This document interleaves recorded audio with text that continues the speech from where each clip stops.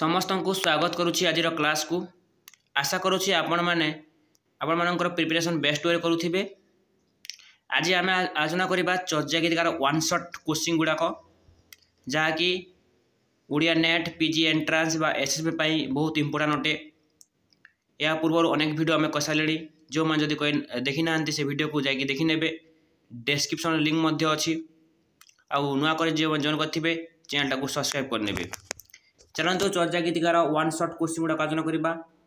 प्रथम प्रश्न अच्छी चर्चा गीतिकार भाषा किपर थिला।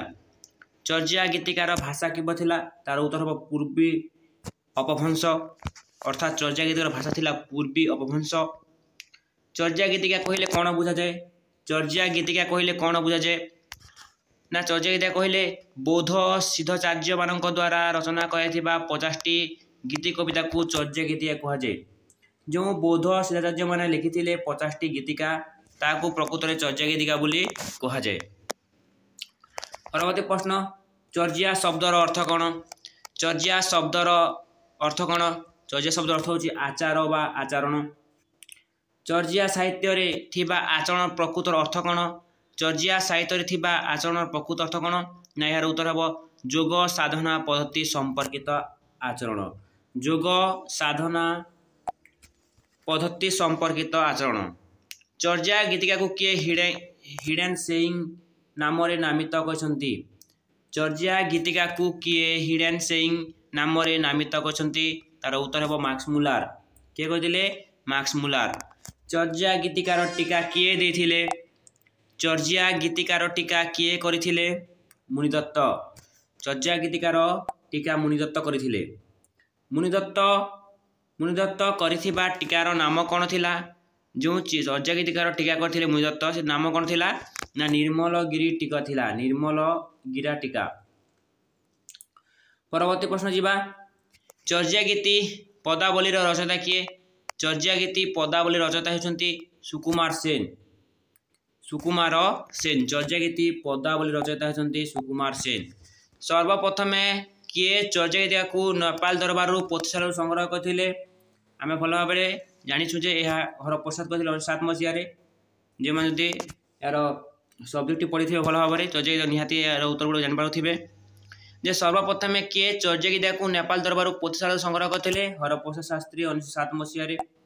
परवर्ती प्रश्न जीवा हरप्रसाद शास्त्री द्वारा उद्धार करथिबा गीतिकार संख्या केतोटी थिला? 50टी। केतोटी थिला ना 50टी। हरप्रसाद शास्त्री जो चर्चा गीतिका को नेपाल दरबार पोथीशाला संग्रह करथिले से केतोटी गीति रही ना 50टी गीति रही। परवर्ती प्रश्न को जीवा आमे हरप्रसाद शास्त्री केबे और क्यों नाम रे चर्चा गीतिकार नाम कौन करथिले? हरप्रसाद शास्त्री केबे और क्यों नाम रे चर्चा गीतिकार नाम कौन करथिले? यार उत्तर कौन हम ना या 1916 मसीह से कहते बौद्ध गान दोहा नाम देथिले। जो से 50टी गीतिका को संग्रह करथिले नेपाल दरबार पोथीशाला ताकू से बौद्ध गान और दोहा नाम देथिले ताहा पुनी 1916 मसीह रे।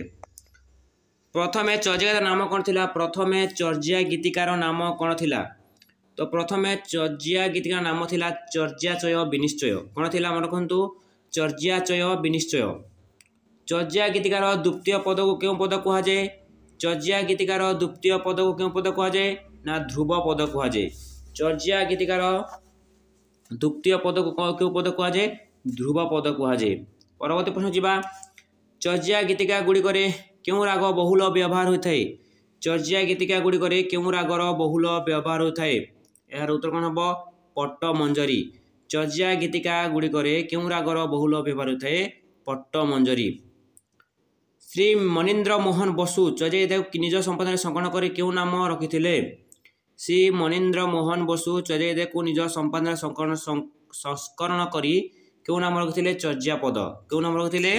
चर्यापद। चर्चा गीतिका को ऊपर क्यों ओडिया प्रथमे गवेषणा करथिले? बहुत इंपोर्टां प्रश्नटीए जे चर्चा गीतिका को नहीं क्यों ओडिया प्रथमे करी गवेषणा करथिले? कौना कर 1944 मसीह। ये बहुत इंपोर्टां प्रश्नटीए जे चर्चा गीतिका को ऊपर प्रथम करी ओडिया व्यक्ति होचंती कौना कर से गवेषणा करथिले 1944 मसीह। परवर्ती प्रश्न जीवा नेपाल रे चर्या गीतिका वर्तमान केउ नाम रे परिचित नेपाल रे चर्या गीतिका वर्तमान केउ नाम रे परिचित चाचा गीति नाम रे परिचित केउ नाम रे परिचित चाचा गीति नाम रे परिचित नेपाल रे चर्या गीतिका को किए आश्चर्य चर्याचय नाम रे अभिहित कहछंती चर्या गीतिका को किए आश्चर्य चर्याचय नाम रे कहछंती अभिहित करथिले श्री विधुशेखर शास्त्री किए श्री विधुशेखर शास्त्री केउं ग्रंथ अनुसारे समस्त सिद्धाचार्य मानक जन्म वृत्तांत देखा मिले केउं ग्रंथ अनुसारे समस्त सिद्धाचार्य मानक जन्म वृत्तांत देखा मिले यार उत्तर होची तारानाथ को पाकसाम जोनजान तारानाथ को पाकसाम जोनजान केउं ग्रंथ अनुसारे समस्त सिद्धाचार्य मानक जन्म वृत्तांत देखा मिले तारानाथ को पाकसाम जोनजान ग्रंथ रे डॉक्टर प्रभुत चंद्र बागची चर्यापद परिवर्ते क्यों नामटी ग्रहण करथिले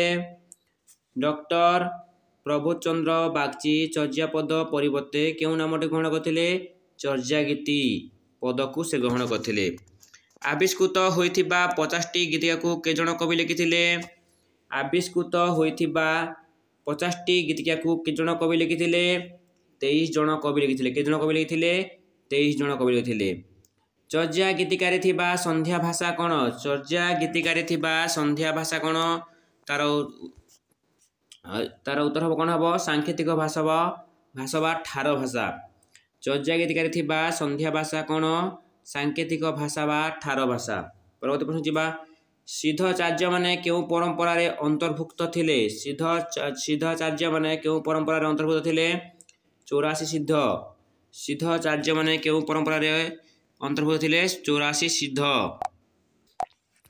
परवर्ती प्रश्न को जीवा सिद्धाचार्य मानक सर्वमोट केते संख्या थिला अर्थात केते जन सिद्धाचार्य मन थिले ना 84 जन सिद्धाचार्य थिले आश्चर्य चर्याचय ग्रंथर षष्ठा किए आश्चर्य चर्याचय ग्रंथर षष्ठा किए करुणा कर जे कि गवेषणा करथिले चर्या गीति को नेकी आ गवेषणा ग्रंथ नाम देथिले आश्चर्य चर्याचय खगेश्वर महापात्र बौद्धगान और दोहा को क्यों नाम रचना करथिले खगेश्वर महापात्र बौद्धगान और दोहा क्यों नाम रचना करथिले चर्या गीतिका तांकर गोटे पुस्तक अछि चर्या गीतिका पुस्तक ता लिखिथिले खगेश्वर महापात्र परवर्ती प्रश्न चर्या गीतिर रचयिता किए चर्या गीतिर रचयिता छथि सुरेंद्र कुमार महाराणा सुरेंद्र कुमार महाराणा मध्य गोटे पुस्तक लिखिसंती से पुस्तक होछि चर्या गीति नितार्थ और नियतार्थर अर्थ कोन नितार्थ और नियतार्थर अर्थ कोन नितार्थर अर्थ होछि आक्षरिक अर्थ एवं नियार्थ अर्थ होछि अंतर्निहित अर्थ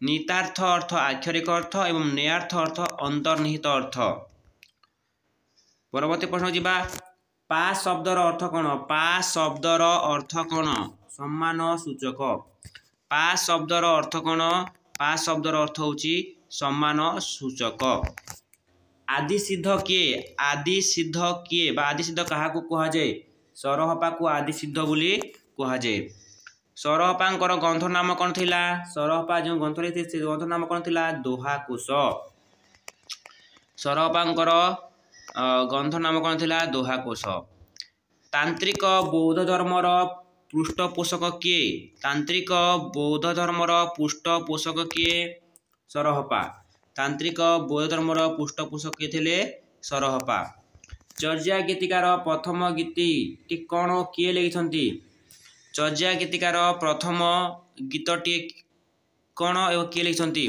तो चर्या प्रथम गीत होछि का तरुबर पंचडाल का तरुबर पंचबिडाल जहाँ लिखिथे लुइपा से लुइपा को प्रथम सिद्धाचार्य बोली मध्य कहा जाए कारण से प्रथम गीतटी रचना करथिले सेतिपई लुइपा को प्रथम सिद्धाचार्य बोली मध्य कहा जाई थाए केतेक आलोचक माने कहंती परवर्ती प्रश्न अभिसमय विभंग रचयिता किए अभिसमय विभंगर रचयिता किए लुइपा अभिसमय विभंग रचयिता किए लुइपा बुद्धोदयर रचयिता किए बुद्धोदयर रचयिता किए लुइपा का तरुबर पंचबिडाल कहार गीत थिला लुइपांकर गीत थिला जहा कि राग पट्टमंजरी लेखा जाइछि लुइपा काहाठारु दीक्षा ग्रहण करी जोगी होइथिले लुइपा काहाठारु दीक्षा ग्रहण करी जोगी होइथिले यार प्रकृत अथवा सबरीपा जे लुईपा सबरीपा ठारू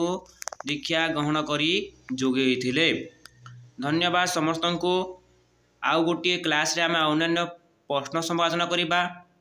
या पूर्वर ए चैनल को जो न कर चैनल टाकू सब्सक्राइब करने एवं कौन जदि पढ़ा प्रति कौन असुविधा होते क्यों टॉपिक प्रति कौन असुविधा होची कमेंट बॉक्स जनइबे आम से टॉपिक को आलोचना करवा।